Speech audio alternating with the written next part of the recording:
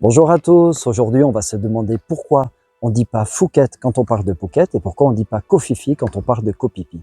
C'est une erreur de prononciation qu'on entend parfois chez les francophones qui parlent de la Thaïlande et c'est une erreur qui est bien logique parce qu'on a tous appris qu'en français PH se prononce F. Mais pourquoi c'est pas le cas en Thaï? Le Thaï a un système phonétique assez complexe qui est issu de son histoire.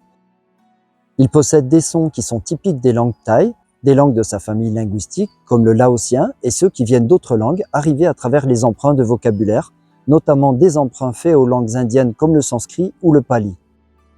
Comme la plupart des langues indiennes du Nord, le sanskrit et le pali, elles contiennent des consonnes qu'on appelle des consonnes aspirées.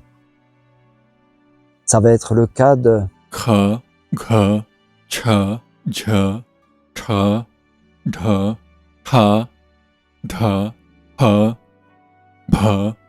et quand le siamois a intégré des mots avec ces sons, il a dû trouver des adaptations. C'est par exemple le cas de la lettre thaï, pa, qui est utilisée pour rendre le son, et la lettre Devanagari. Bha, Cette lettre est utilisée pour transcrire le mot Bhumi, un mot qui est le nom d'une déesse et qui signifie la terre, et qu'on retrouve en Thaï dans le nom de la divinité des maisons aux esprits qu'on appelle le Prapum, ou dans le nom du roi Rama IX, Bhumibol. Et c'est là que ça se complique, parce qu'on va romaniser Prapum avec PH et Bhumibol avec la graphie BH. Et si vous écoutez bien les Thaïs, ils disent bien Bhumibol et pas Bhumibol. มหาภูมิพลอดุลยเดชมหาภูมิพลอดุลยเดช Ok, mais quel rapport avec Phuket?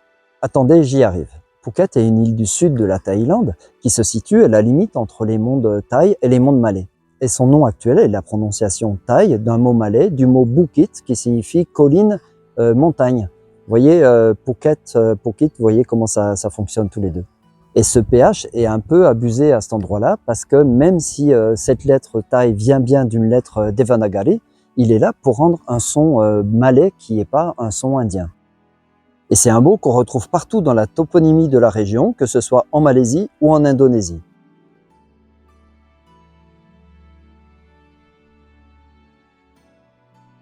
Et ça se complique encore plus avec le nom de Koh Phi Phi parce que là, on a bien un nom en PH, mais qui ne s'écrit pas pareil que celui de Phuket.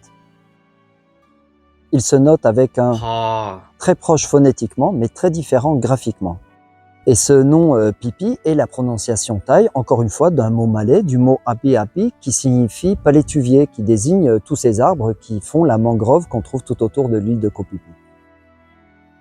Donc si on revient dans l'histoire, au début du 19e siècle, au Siam, on a dû trouver un système de transcription pour pouvoir écrire le thaï avec l'alphabet latin, c'est ce qu'on appelle la romanisation.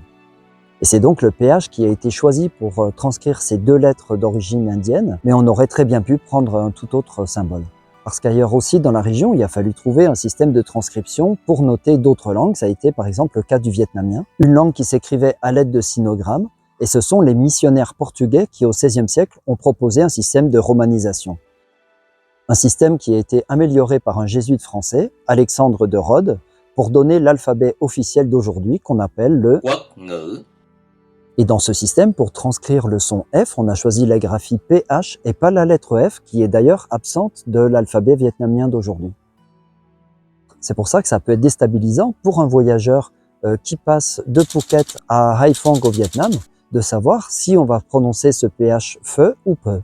Et pour rester dans des difficultés régionales, des langues telles que le malais, le birman, le khmer ou le tagalog ne connaissent pas le son F. C'est pour ça qu'aux Philippines, la pharmacie se dit pharmacia et qu'en malais, quand on parle de la langue française, on dit bahasa Prancis ou bahasa Perancis. Mais finalement, la vraie question, c'est pourquoi en français, on a deux façons de rendre le son F. Donc on sent bien que ces mots qui utilisent ce PH sont d'origine grecque et que c'est pour garder cette filiation hellénique qu'on va l'utiliser dans des mots qui sont plutôt d'origine scientifique, tels que orthographe xénophobe, photocopie, philodendron ou de façon abusive dans nénuphar. Et je dis de façon abusive parce que nénuphar n'est pas un mot grec. Et on a choisi de garder cette graphie PH pour faire plus classe, tout simplement. En fait, nénuphar provient de l'arabe niloufar, qui est lui-même un emprunt au sanskrit nilotpala. Et c'est parce que ce n'est pas un mot grec qu'on peut en français l'écrire aussi bien avec un F qu'avec un PH. Et de toute façon, on aurait très bien pu choisir d'utiliser le F pour rendre les mots d'origine grecque en français. C'est ce que fait par exemple aujourd'hui l'espagnol ou le portugais, même s'ils ont connu dans leur histoire la graphie PH, ils sont revenus à un F pour quasiment tous les mots d'origine grecque. Bref, tout ça pour dire qu'il y a de quoi y perdre son latin et que c'est normal de pas savoir si on doit dire Fouquet ou Pouquet et si on doit dire Kofifi ou Kopipi. Et si vous faites attention, vous entendrez souvent ce genre d'erreur à la radio ou à la télé où la voix qui lit un texte ne peut pas savoir a priori comment se prononce un PH. Coup de théâtre, c'est que Feutaille est un parti qui avait juré pendant les élections de ne jamais mêler ses voix à ceux des militaires. Siam was under the dictatorial rule of Plaek Phiban Songkhram, or just Phiboon, who held the title of Prime Minister and Phuket. Phuket. Phuket. Phuket. Phuket. Phuket. Et c'est une difficulté que tout le monde peut rencontrer. Et là, je fais le malin, mais mes vidéos sont pleines d'erreurs et d'approximations phonétiques que voudraient bien me pardonner. Voilà, merci d'avoir suivi cette vidéo, bravo à ceux qui sont venus jusque-là, et je vous invite à vous abonner à ma chaîne, à partager cette vidéo, à la commenter, à la liker, et on se retrouve très bientôt pour un tout autre sujet. Bye bye.